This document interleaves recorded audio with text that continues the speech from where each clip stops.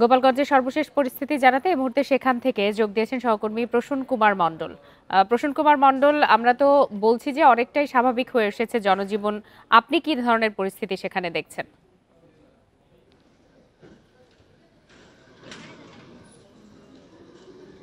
গোপালগঞ্জে কিন্তু সকাল থেকেই সাধারণ মানুষ রাস্তায় বেরিয়েছে, শিক্ষার্থীরা বেরিয়েছে, কর্মজীবীরা বেরিয়েছে, শ্রমজীবী মানুষ বেরিয়েছে। সকালের দিকে কিছু দোকানপাট খুললেও কিছু সময় পরে আবার সেটি বন্ধ করে দেয়।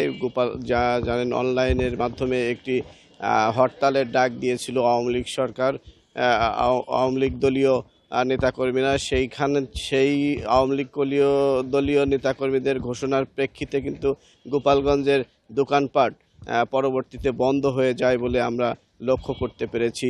এখন হরতালের কারণে বন্ধ হয়েছে নাকি 144-এর জন্য বন্ধ হয়েছে এটা কিন্তু কেউ বলেনি, প্রশাসন থেকেও বলেনি, সাধারণ জনগণ থেকেও বলেনি। তবে দোকানপাট একটা সময় পরে বন্ধ হয়ে যায়। আর গোপালগঞ্জে এই 144 চলাকালীন সময়ে আমরা যেটি লক্ষ্য করেছি, শহরে সাধারণ মানুষের চলাচল বেশ ছিল।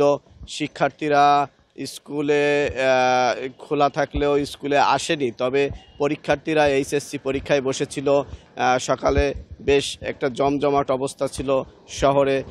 দুপুরের পরে অবশ্য শহরটা অনেকটা ফাঁকা হয়ে গেছে। তবে সড়কে রিক্সা, ভ্যান, বিভিন্ন ধরনের যানবাহন কিন্তু চলছে।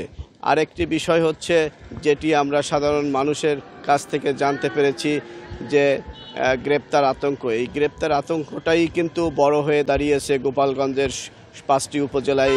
শুধু শহর নয়, এই গ্রেপ্তার আতঙ্ক গ্রামেও রয়েছে। গ্রামের মানুষও কিন্তু ঘরে ঘুমাতে পারছে না। কারণ হচ্ছে, যারা দুষ্কৃতিকারী তারা কিন্তু এলাকায় নেই বলে সাধারণ মানুষ জানিয়েছে, কিন্তু ভয়ে আছেন সাধারণ মানুষ।